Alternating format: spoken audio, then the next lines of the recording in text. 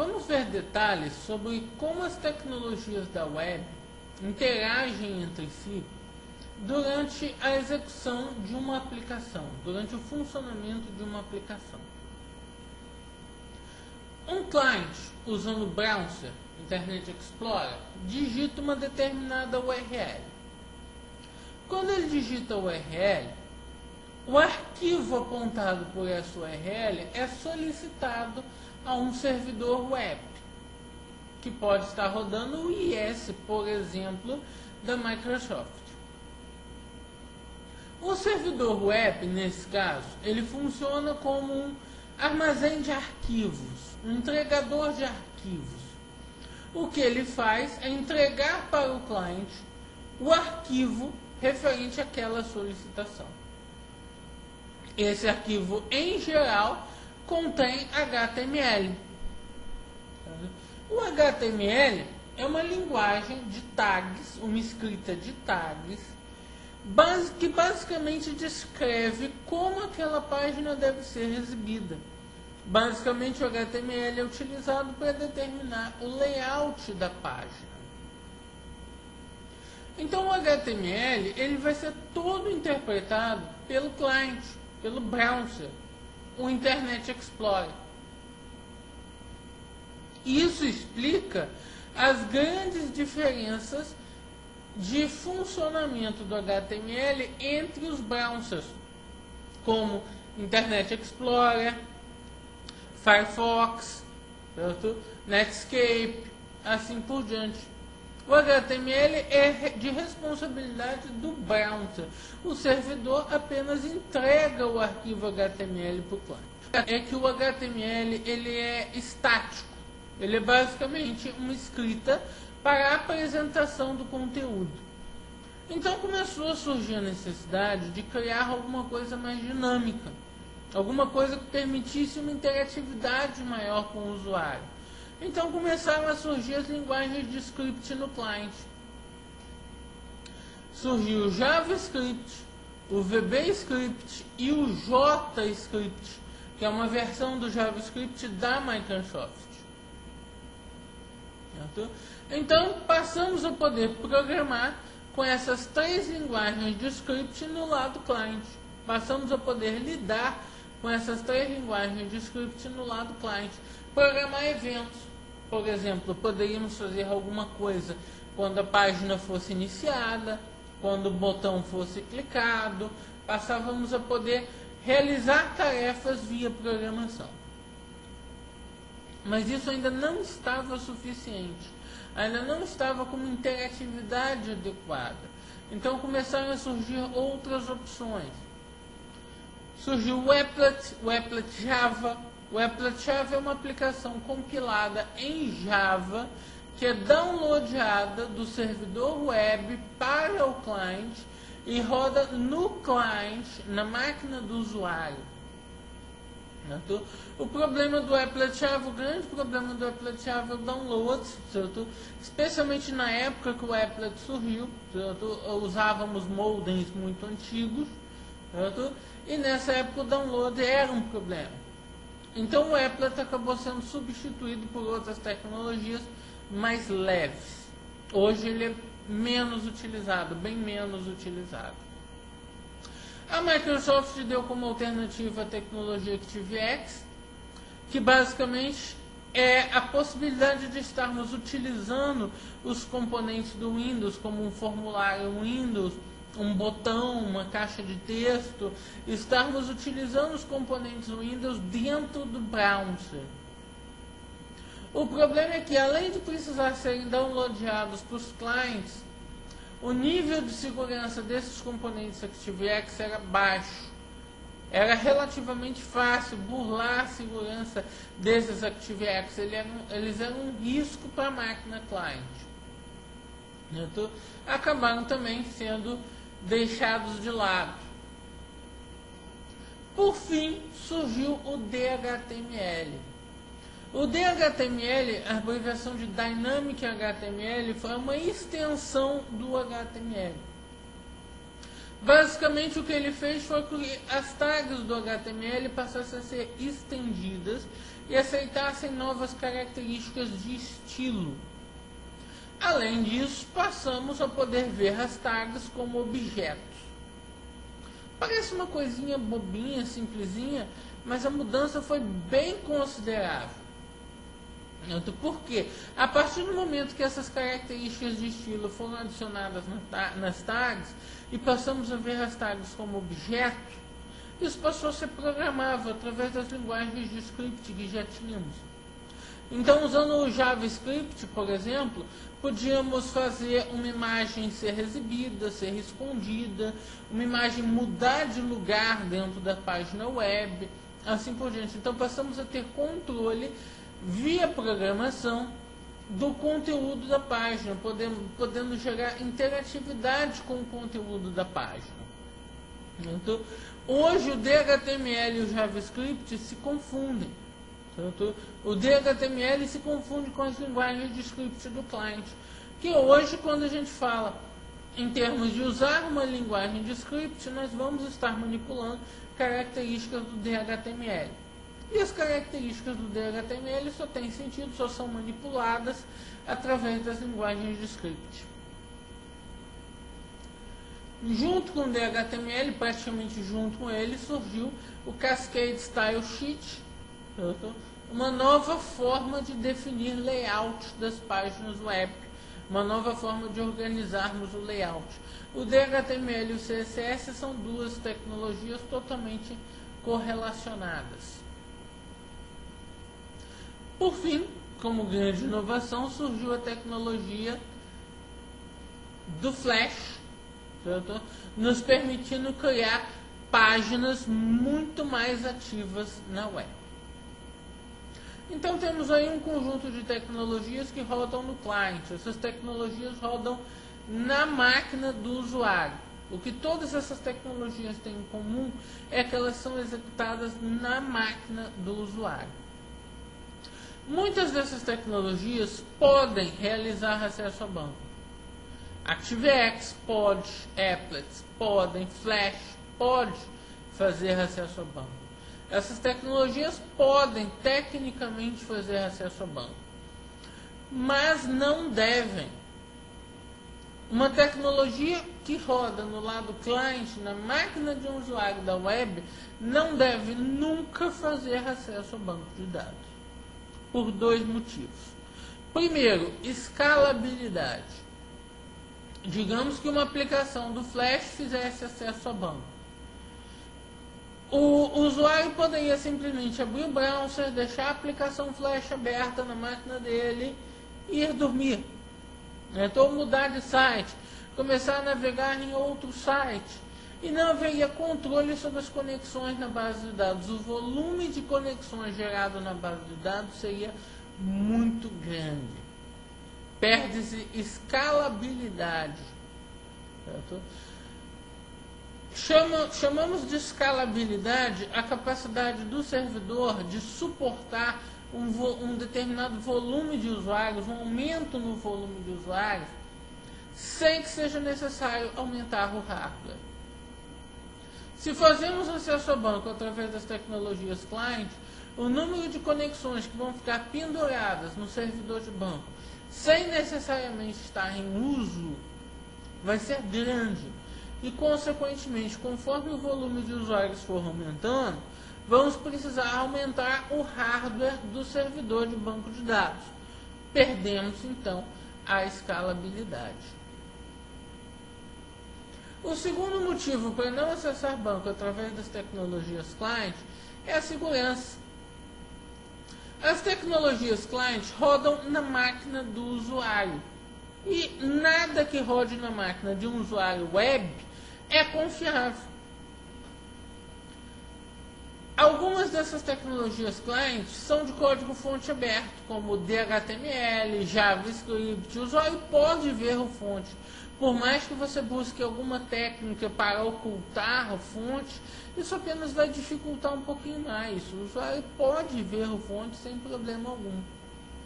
E mesmo nas tecnologias em que ele não possa ver a fonte, como o ActiveX, o usuário tem como usar outros meios, recursos de rede, para descobrir o que aquela aplicação está fazendo e vai descobrir que aquela aplicação está fazendo acesso a um determinado servidor de banco num local específico. Então o usuário pode burlar esse acesso, pode ir direto ao servidor de banco e fazer acessos que a aplicação normalmente não faria.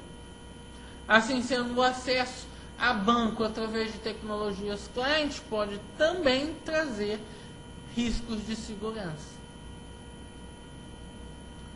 Por causa disso, não fazemos acesso a banco através das tecnologias que rodam no client. O acesso a banco é feito através das tecnologias que rodam no lado do servidor web. Certo? No nosso caso, no lado do IS. Uma das mais antigas dessas tecnologias é o CGI, a abreviação de Common Gateway Interface. O CGI compartilha algumas características junto com todas as outras tecnologias que rodam no servidor web. Rodando no servidor web, o CGI tem facilidade de ir ao servidor de banco buscar dados. O CGI é disparado pela chamada do cliente, o cliente faz uma chamada ao IS, o IS vai observar que o que foi chamado é uma aplicação CGI, e vai disparar a execução do CGI.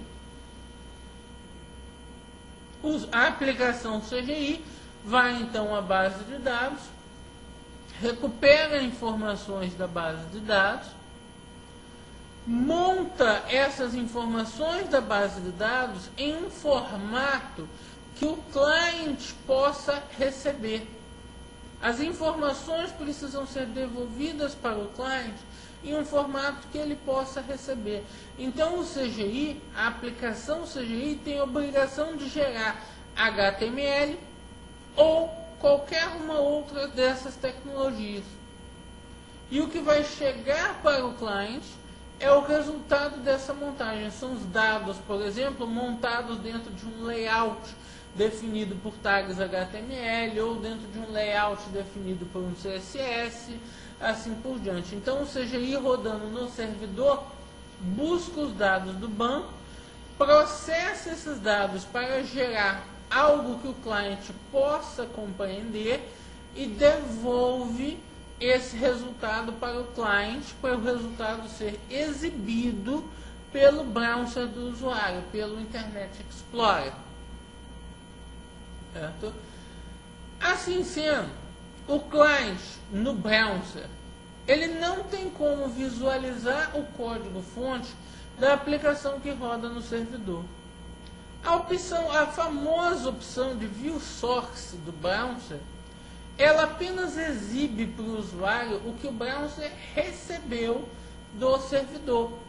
E o que o browser vai receber do servidor são os códigos das tecnologias que rodam no cliente. O código da aplicação CGI fica no servidor, não é acessível pelo cliente, porque o browser nunca chegou a receber esse código nunca passou pelo browser. Assim sendo, também não tem sentido perguntar coisas do tipo: CGI é compatível com Firefox? CGI é compatível com Netscape? Isso é uma pergunta que não faz sentido. O CGI, as aplicações CGI, rodam no servidor web, não no cliente. CGI, na verdade, não é compatível com browser algum. Não é compatível com Internet Explorer, não é compatível com Netscape, com Firefox, com browser nenhum, porque o CGI não vai rodar no browser. O CGI vai rodar no servidor web e não no browser. Certo? Então não tem sentido perguntar se uma das tecnologias do servidor, certo? CGI ou qualquer outra delas, se isso é compatível com browser tal ou é compatível com browser tal. Não é compatível com browser nenhum.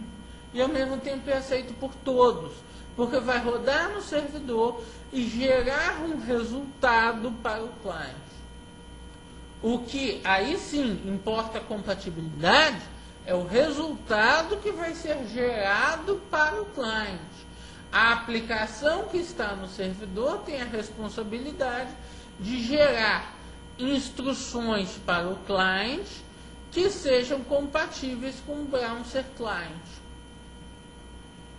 Nesse caso, não é uma questão da tecnologia que está rodando no servidor, mas sim uma questão da aplicação que foi programada. Ela foi programada para gerar um determinado resultado para o cliente. Essa programação e essa geração de resultado pode ser compatível com alguns browsers, não com outros. Pode ser que uma aplicação CGI comece a gerar tags HTML que só sejam compreendidas pelo Internet Explorer e não pelo Netscape. Mas isso não quer dizer que os browsers não sejam compatíveis com o CGI. Quer dizer que aquela aplicação CGI, montada por um determinado programador Zezinho, está gerando código que o Netscape não vê. Outro tipo de pergunta que também não tem sentido com relação às aplicações que rodam no servidor, com relação às tecnologias que rodam no servidor é, por exemplo, como é que eu faço para dar foco em uma caixa de texto utilizando o CGI? Isso é uma pergunta que não tem sentido. Por quê? Porque CGI, bem como as outras tecnologias de servidor que nós vamos ver, como ASP, PHP, todas essas tecnologias rodam no servidor. Essas tecnologias acessam o banco, montam uma resposta para o cliente e entregam a resposta para o cliente. Quando a informação é exibida para o usuário, nada mais está rodando no servidor. Nada mais está sendo executado no servidor. Então, se desejamos criar uma interatividade com o usuário, mudar foco de uma caixa, mudar alguma coisa de lugar ou de aparência, enquanto o usuário está visualizando a página, precisamos programar o lado client. O lado servidor vai ser programado apenas para obter os dados do banco e fazer os processamentos mais críticos.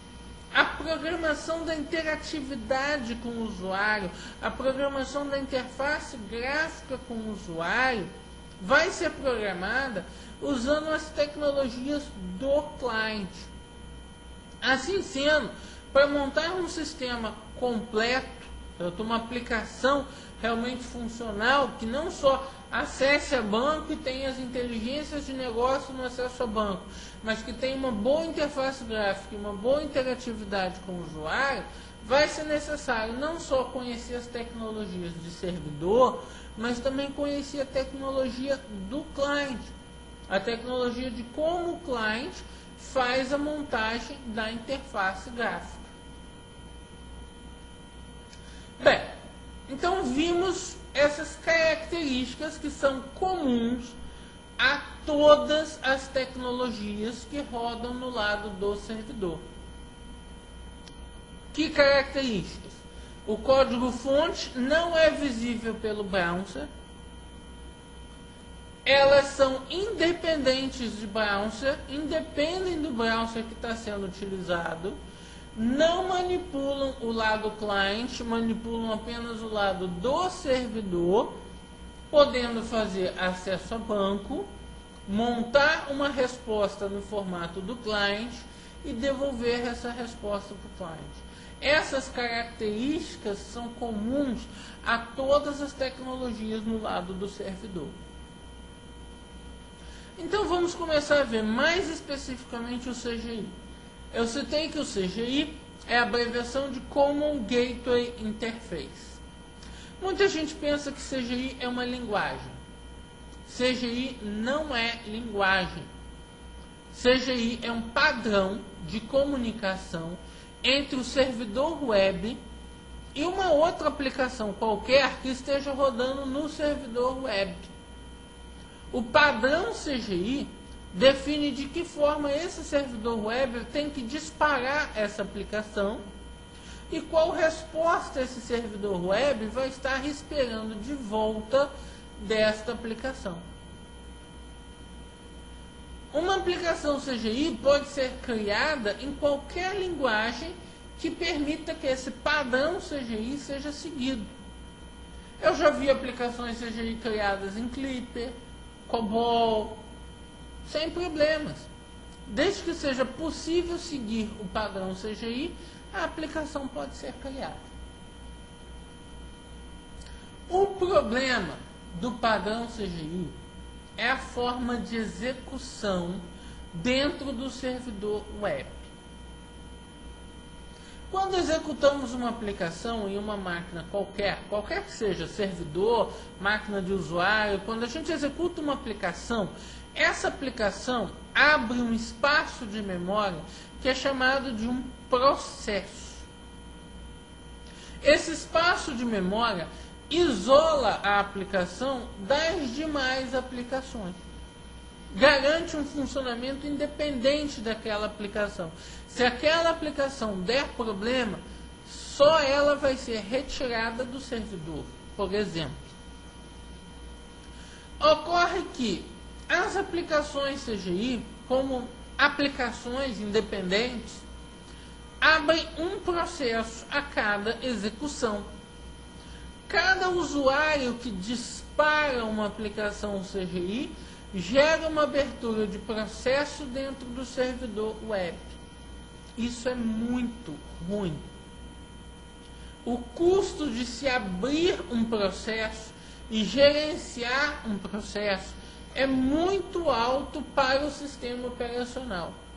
Então, o consumo de performance da máquina ao utilizar aplicações CGI é um consumo muito alto.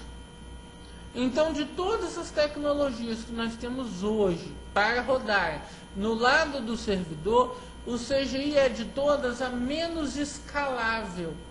Ou seja, que mais vai exigir do hardware, que mais vai exigir upgrades de hardware, conforme o volume de usuários no client aumentar. Então, para substituir o CGI, os fabricantes começaram aos poucos a criar alternativas. E foi aí que surgiu o ISAP e o NZAP. Sendo que o ISAP é a alternativa da Microsoft, que funciona dentro do servidor web da Microsoft, o IIS. E o NZAP é a alternativa da Netscape, que funciona dentro do servidor web da Netscape. Ambas com semelhanças em relação às suas características, mas cada uma foi feita para conversar com um servidor web específico. Só vão funcionar naqueles servidores web específicos. E o que são essas tecnologias? Basicamente, tanto o ISAP como o NZAP são padrões de comunicação entre o servidor web e uma outra aplicação que esteja rodando na mesma máquina que o servidor web. Um padrão de troca de dados entre o IIS, o servidor web, e uma outra aplicação. Ué, mas então é o mesmo que o CGI? Nesse sentido é. Mas o que muda é como esse padrão funciona. Enquanto o padrão CGI previa que as aplicações fossem aplicações independentes e que cada aplicação tivesse o seu próprio processo, o padrão ISAP e NZAP faz com que as aplicações não sejam tão independentes. As aplicações vão rodar dentro do processo do servidor web. Ou seja, o software, o servidor web, o IIS no nosso exemplo, ele já tem um processo aberto na máquina. Então, para que ficar criando outros processos? Então, a aplicação roda dentro do processo que foi aberto pelo próprio servidor web. A aplicação roda dentro do processo do servidor web. Isso elimina por completo todo o gasto que a gente tinha com escalabilidade, com abertura e fechamento de processo no CGI. Então a escalabilidade do SAP e o NSAP foram as alturas. A escalabilidade foram as alturas. As aplicações melhoraram muito em termos de performance e escalabilidade, exigindo menos do hardware da máquina que estivesse atuando como servidor web. Uma comparação interessante é que o CGI, as aplicações CGI, em geral, muitas vezes, elas são arquivos executáveis, enquanto que as aplicações SAP e NSAP são arquivos .dll.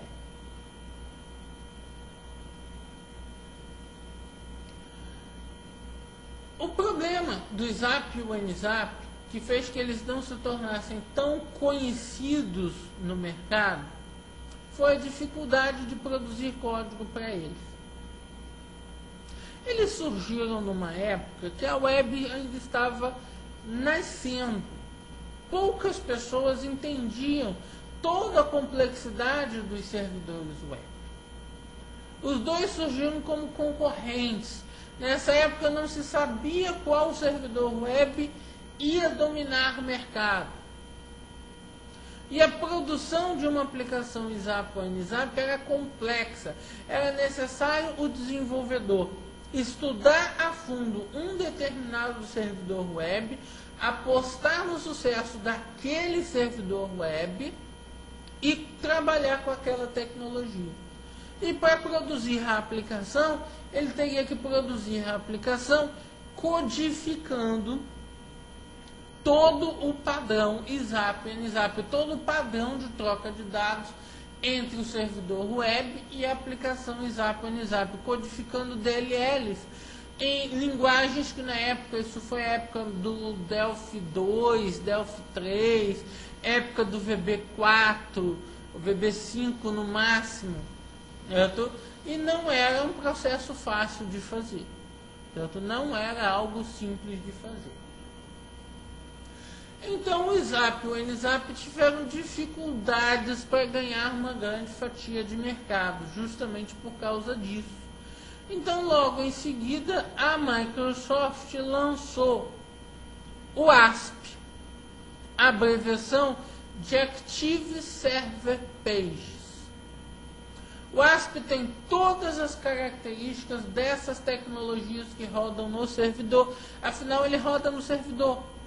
Ele tem todas essas características, ou seja, é independente de browser, o usuário não vê o código-fonte, não manipula o lado cliente, manipula apenas o lado servidor, podendo fazer acesso ao banco, montar um HTML de resposta, devolver um HTML para o cliente.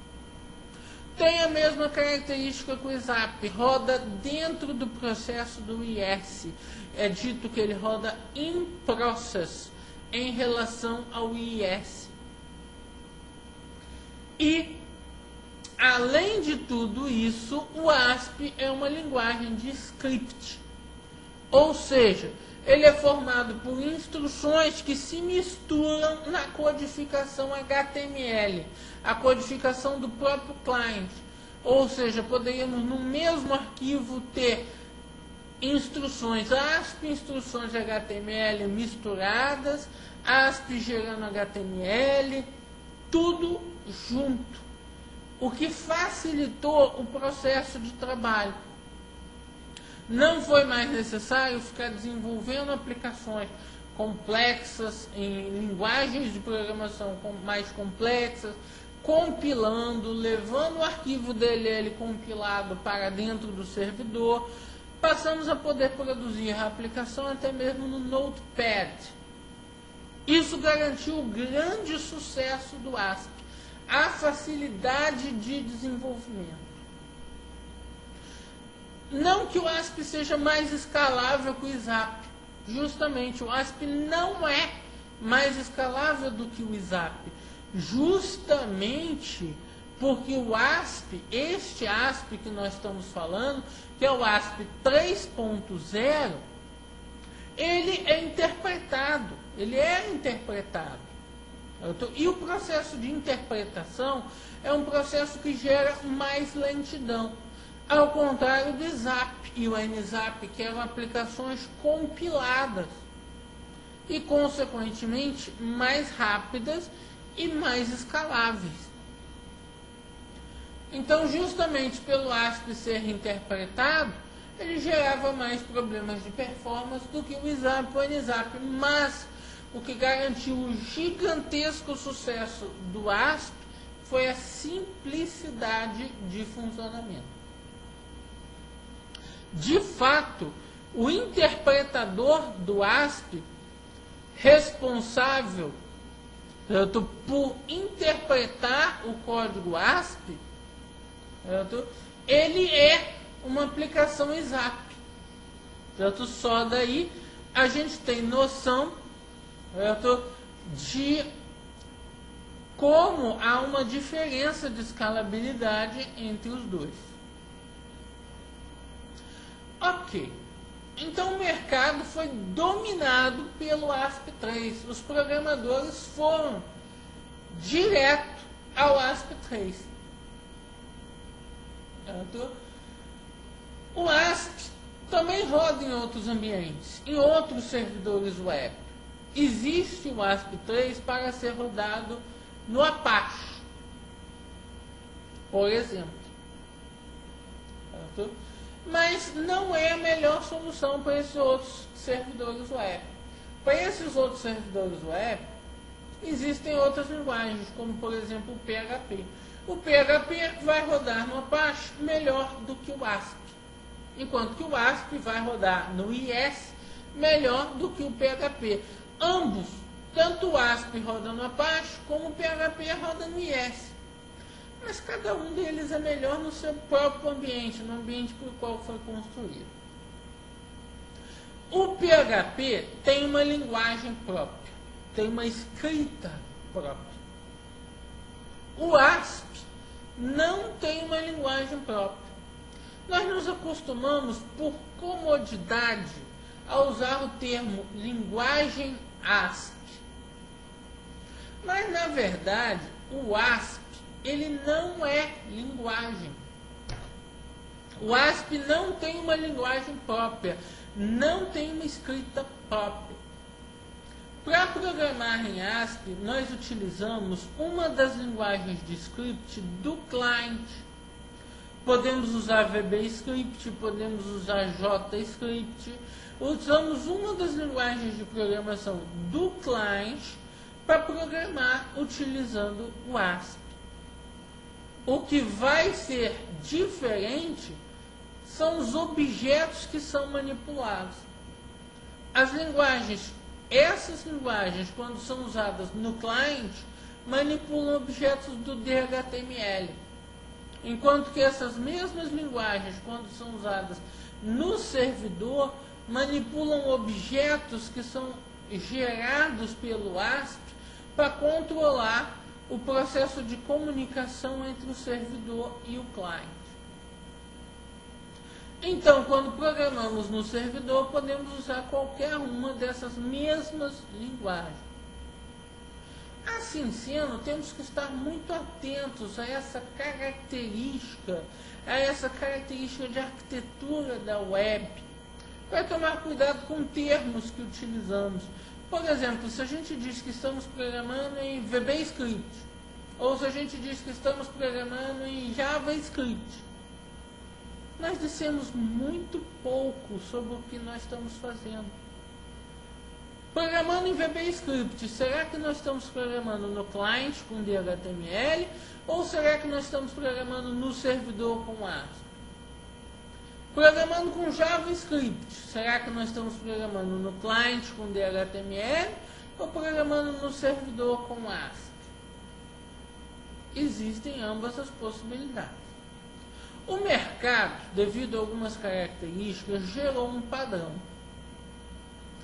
O client precisa normalmente de compatibilidade entre os browsers. E VBScript apenas é aceito no Internet Explorer, não em outros browsers. Então, assumiu-se como um padrão desenvolver o lado cliente usando JavaScript ao invés de VBScript.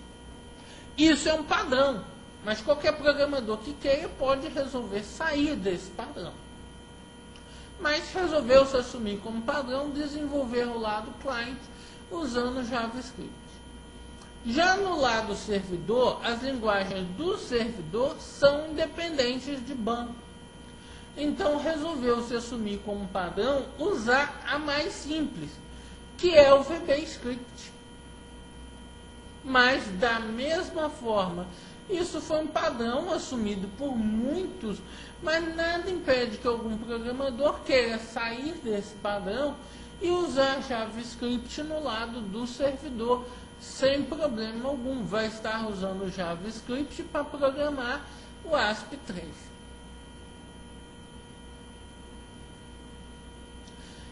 Então, nessa época, tínhamos o ASP.3 e o PHP.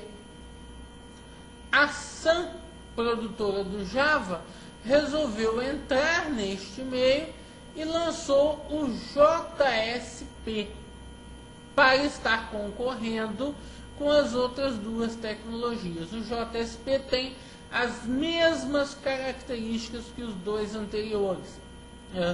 É uma linguagem de script que roda no servidor, independente de browser, não manipula o cliente, faz acesso a banco, gera HTML de resposta e devolve o HTML de resposta.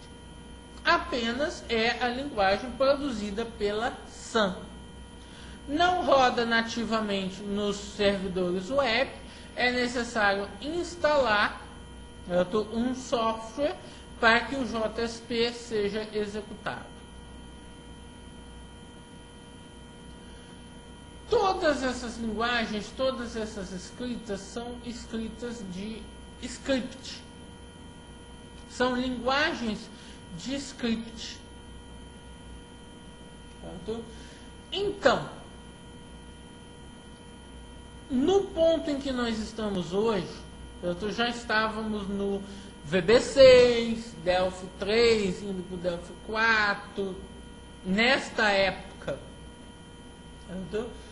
tínhamos linguagens orientadas a objeto. VB6 era orientado a objeto, não 100%, mas era. Delphi era orientado a objeto. Então, tínhamos linguagens orientadas a objeto nessa época. E, de repente, a gente volta para um ambiente de scripts. De repente, a gente para de desenvolver para Windows, passamos a desenvolver para web e voltamos a um ambiente de linguagens de script. Se formos observar, estamos voltando da orientação a objeto para escritas de linguagens modulares. Seria um grande retrocesso em termos de metodologia de desenvolvimento. Exatamente para evitar esse tipo de retrocesso, muitas empresas sequer consideraram a possibilidade de pegar uma aplicação Windows e migrar para a web usando essas linguagens de script.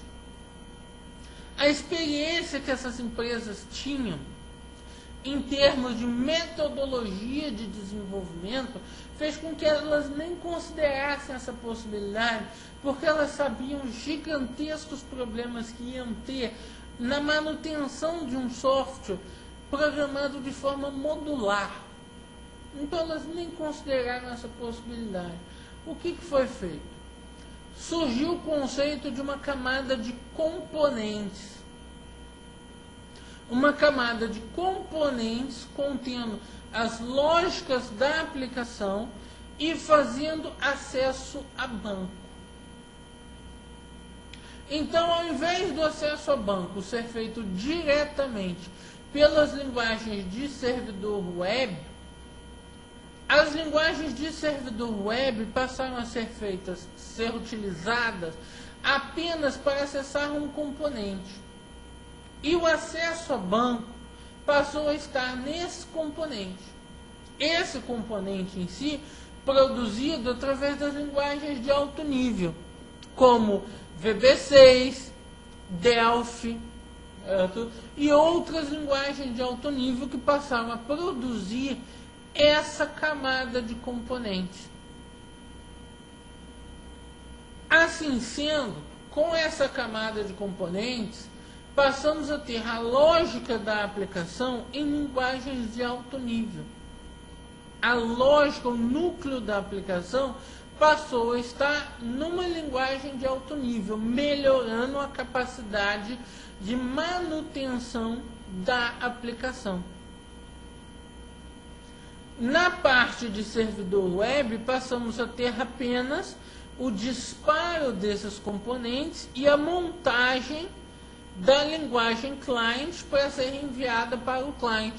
Basicamente, o que é dito, uma camada de interface, a montagem da interface gráfica para o cliente. E a lógica central da aplicação passou a estar nessa camada de aplicação. Essa camada de aplicação é gerenciada por servidores. Existem servidores de componentes que gerenciam esses componentes nessa camada de aplicação. Esses servidores geram uma série de recursos que façam com que essa camada a mais não gere perda de performance. A gente poderia imaginar, porque colocamos uma camada a mais, então vamos ter uma perda na performance da aplicação. Não vamos ter uma perda de performance por causa do gerenciamento que é executado pelos servidores de componentes que gerenciam essa camada.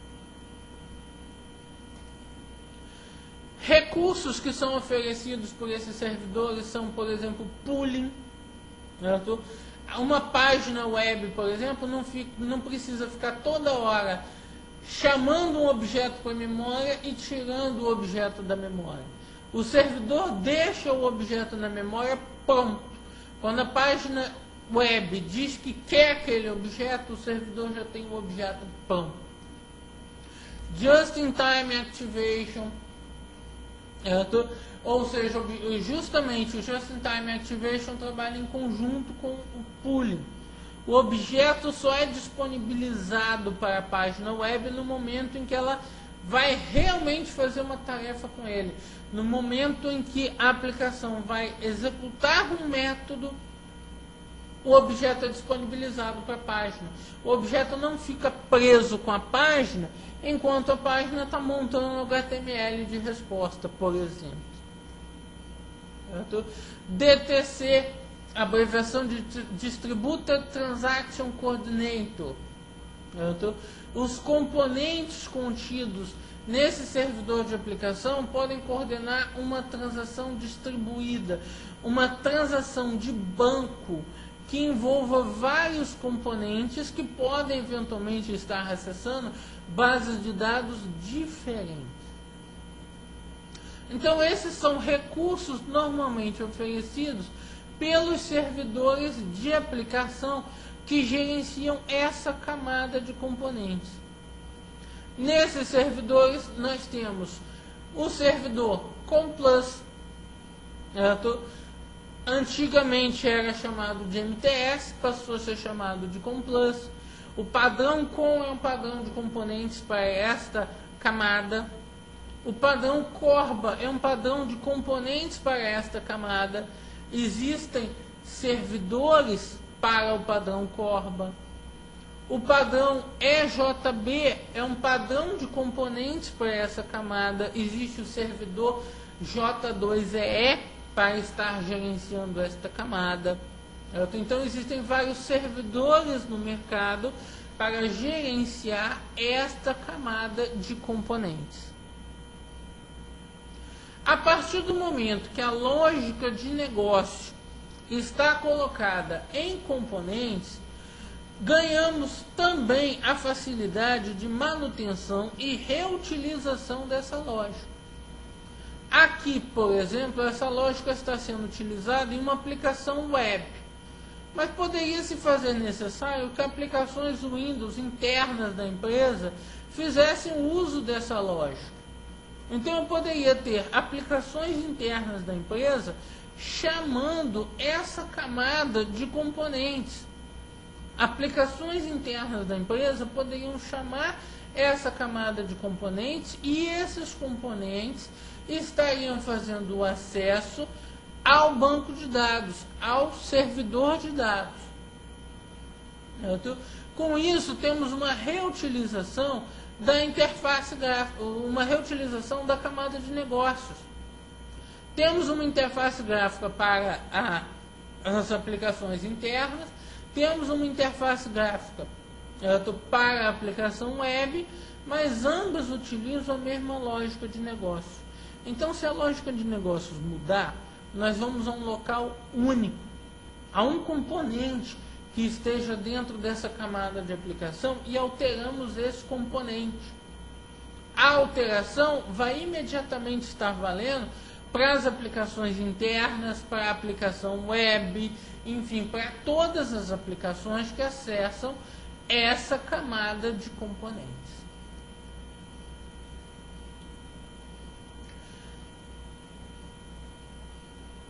Atualmente, após o ASP, a Microsoft fez um grande lançamento, que foi o Microsoft.NET. E foi aí que surgiu o ASP.NET. O ASP3 que tínhamos antigamente foi substituído pelo ASP.NET, páginas ASPX. A forma de programar foi alterada. Mas a única coisa que mudou foi a forma de programar no lado do servidor.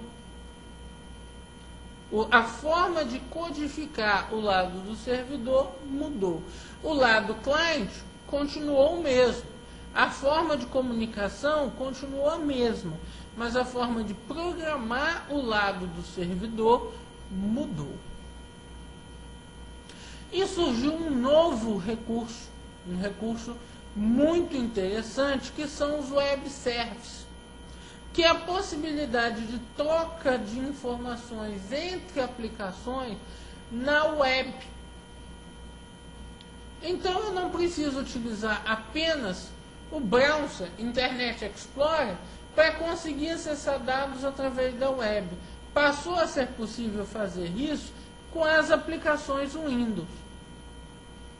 Uma aplicação Windows que fosse acessar diretamente um componente ou que fosse acessar a base de dados não conseguiria funcionar na residência, por exemplo, de um funcionário da empresa. Por quê? Porque a máquina da residência daquele funcionário não consegue conectividade para acessar o componente ou para acessar o banco. A máquina daquele funcionário, ela é barrada pelo firewall na hora de acessar o componente ou acessar o banco. Então, ao invés das aplicações Windows fazerem acesso direto a um componente ou direto ao banco, existe a possibilidade das aplicações Windows estarem fazendo acessos ao web service, serviços web. Os web services conseguem entregar para aplicações Windows os dados que elas precisam. Então a aplicação Windows pode fazer acesso aos web services e os web services podem acessar a camada de negócios para garantir a reutilização dessa camada de negócios e essa camada de negócios fazer acesso ao banco de dados. Então, com isso, fica simples montar uma aplicação Windows que possa ser utilizada através de ambientes distribuídos, ambientes com dificuldades de conexão, com firewalls no meio, através da própria internet. Porque toda a comunicação da aplicação Windows com o web service é feita via HTTP.